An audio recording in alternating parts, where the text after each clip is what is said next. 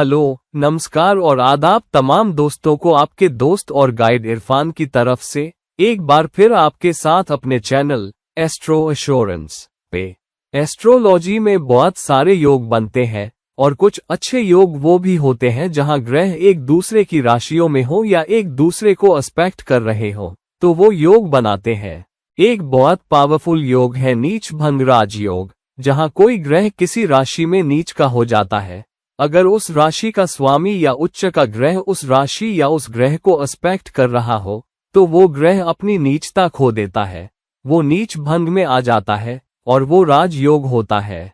अब ये राजयोग है तो भी ये पूरी तरह से सारी मुश्किलें खत्म नहीं करता, चुनांचे मुश्किलें कम हो जाती है, लेकिन बहुत सारी मुश्किलें बाकी रहती है और नेटिव को उन मुश्किलों पर काबू पाने के लिए बहुत मेहनत करनी पड़ती है।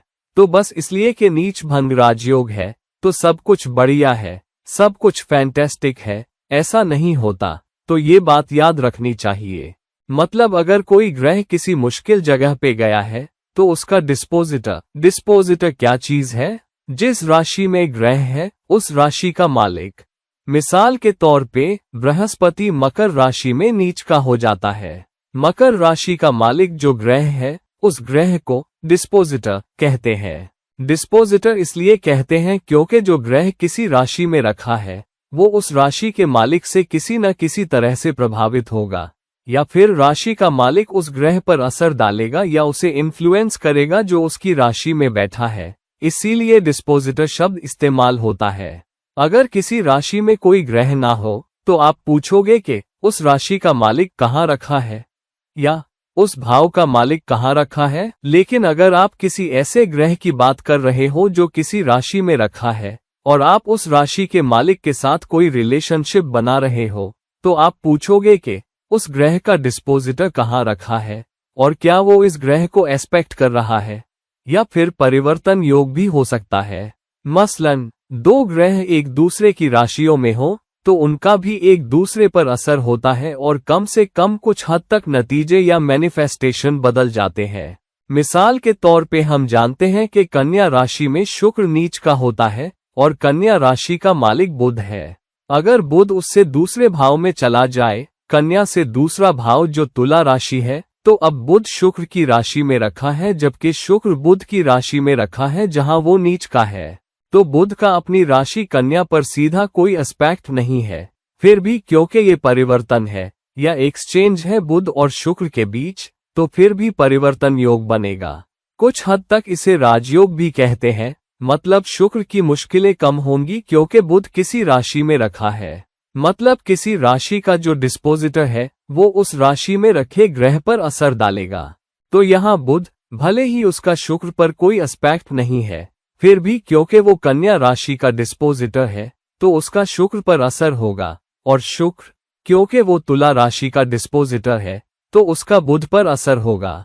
और इसलिए अंतिम आउटपुट, अंतिम नतीजे देखने होंगे कि किसी ग्रह का डिस्पोजिटर कहाँ रखा है या फिर जब कोई ग्रह किसी भाव में हो तो उस राशि का मालिक कहाँ रखा है और क्या कोई रिलेशनशिप बन रही है। अब एस्ट्रोलॉजी के मुताबिक राशि का मालिक जहां भी रखा है वो उस ग्रह पर कुछ न कुछ रिलेशनशिप, कुछ न कुछ असर जरूर डालता है, क्योंकि वो उस ग्रह को डिस्पोज कर रहा है या इन्फ्लुएंस कर रहा है या अपने कुछ असर उस पे डाल रहा है और वो अपनी खुद की एट्रीब्यूट्स लेकर आएगा। तो मिसाल के तौर पे अगर शुक्र कन्या राशि में रखा है और बुध चला जाए, मान लो तुला में नहीं बल्कि वृषभ राशि में, तो बुध भले ही उसका शुक्र पर कोई एस्पेक्ट नहीं, फिर भी वो कन्या राशि को इन्फ्लुएंस कर सकेगा जहां शुक्र रखा है और उसके जरिए उन नतीजों को भी इन्फ्लुएंस करेगा जो कन्या में शुक्र होने से आ रहे हैं। इसी तरह शुक्र भी बुध पर असर डालेगा। ये हुआ परिवर्तन। अब अगर परिवर्तन ना हो, कोई एक्सचेंज ना हो, लेकिन एक ग्रह किसी राशि में रखा है और दूसरा ग्रह दूसरे भाव में रखा है, मगर वो भाव बहुत मजबूत है और उस ग्रह के लिए दोस्ताना भी है जो उसकी राशि में रखा है। मसलन बृहस्पति मकर में जाता है जहां वो नीच का होता है। तो अब हम देखते हैं कि शनि कहाँ जा रहा है। शनि मकर राशि का मालिक है, तो शनि खुद एक बहुत मजबूत प्लेसमेंट में जाता है। मिसाल के तौर पे शनि तुला में चला जाता है। अब तुला राशि का कोई असर नहीं, तुला राशि से शनि का बृहस्पति पर कोई असर नहीं, कोई एस्पेक्ट नहीं, तो यकीनन यहाँ नीच भंग नहीं है। मगर चूंकि शनि तुला राशि में गया है जहां वो उच्च का होता है, तो वो बहुत पावरफुल जगह पर है। मकर में बृहस्पति के प्लेसमेंट पर उसका असर महसूस होगा। मतलब बृहस्पति उतने चैलेंजिंग नतीजे नहीं देगा जितने देता अगर शनि ऐसी मजबूत जगह पर ना रखा होता, तुला राशि में।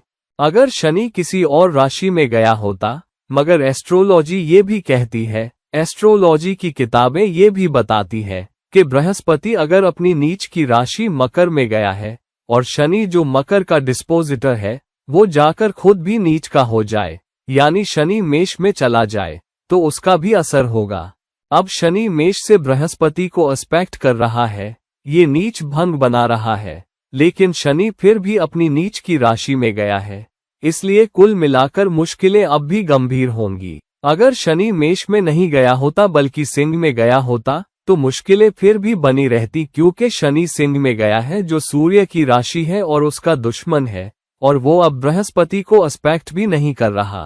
तो अगर शनि मेष में अपनी नीच की राशि में गया होता जबकि वो मकर का डिस्पोजिटर है और बृहस्पति वहां रखा है, तो मुश्किल चुनौतियां जरूर आएंगी इंसान पर बृहस्पति के मकर में होने की वजह से। लेकिन उससे भी बड़ी मुश्किलें तब आएंगी जब शनि सिंह में जाता है, क्योंकि शनि अब बृहस्पति को एस्पेक्ट ही नहीं कर रहा। तो डिस्पोजिटर का रिश्ता बहुत अहम है। डिस्पोजिटर का असर उस ग्रह पर होगा ही जो उसी की राशि में रखा है। मान लो चंद्रमा वृश्चिक में जाता है जहां वो नीच का होता है। हालांकि कभी कभी हम देखते हैं कि चंद्रमा वृश्चिक में होने पर भी हमेशा बहुत बड़ी मुश्किलें नहीं देता, चाहे वो नीच का ही क्यों ना हो। इसकी वजह ये है कि कभी कभी मंगल बहुत पावरफुल जगह पर जाता है, मसलन मंगल मकर में जाता है या मंगल सिंह में जाता है या मंगल धनु में जाता है, तब मंगल बहुत मजबूती से रखा होता है। और इसलिए जो चंद्रमा का डिस्पोजिटर जो वृश्चिक में रखा है या राशि का मालिक बहुत ही मजबूत रखा है, तो वो उस ग्रह की पीड़ा को कम कर देता है जो उसकी अपनी राशि में है। तो ये एक पक्का नियम है, ये एस्ट्रोलॉजी का नियम है और इसका असर होता है। इसको कभी कभी नजरअंदाज कर दिया जाता है, क्योंकि जब एस्ट्रोलॉगर कुंडली देख रहा होता है तो बहुत सारे फैक्टर्स को देखना पड़ता है और ये एकदम थोड़े कमजोर नतीजे देते हैं उन मजबूत प्लेसमेंट्स के मुकाबले, जैसे नीच भंग, विपरीत राजयोग। उनका कुंडली पर ज्यादा मजबूत असर होता है और वो डिस्पोजिटर नियम पर हावी हो जाते हैं। इसलिए कई बार डिस्पोजिटर के नियम को नजरअंदाज कर दिया जाता है। आइए हम कुछ श्लोकों को देखते हैं जो बृहत पराशर होरा शास्त्र और दूसरी किताबों में दिए गए हैं, ये देखने के लिए कि डिस्पोजिटर से जुड़े दूसरे प्लेसमेंट्स हमें क्या बताते हैं, डिस्पोजिटर का असर किसी ग्रह के प्लेसमेंट पर और नेटिव की जिंदगी पर कैसा होता है। तो ये खास श्लोक कल्पद्रुम योग के बारे में बात करता है और कहता है कि अगर लग्नेश कुंडली का लग्न पति उसका डिस्पोजिटर, मतलब लग्नेश जहां भी रखा है, उस राशि का मालिक जहां वो ग्रह रखा है, और फिर उस डिस्पोजिटर का डिस्पोजिटर वो कहां रखा है, और आखिर में नवांश का डिस्पोजिटर जो लग्नेश के डिस्पोजिटर का डिस्पोजिटर है वो कहां रखा है, मतलब जो ग्रह लग्न को रूल कर रहा है वो जिस राशि में जाता है उस राशि का मालिक जहां जाता है और उसका मालिक जहां जाता है नवांश में, अगर वो एक दूसरे के केंद्र में हो या एक दूसरे को त्रिकोण से देख रहे हो, तो वो कल्पद्रुम योग बनाते हैं जो बहुत मजबूत योग है।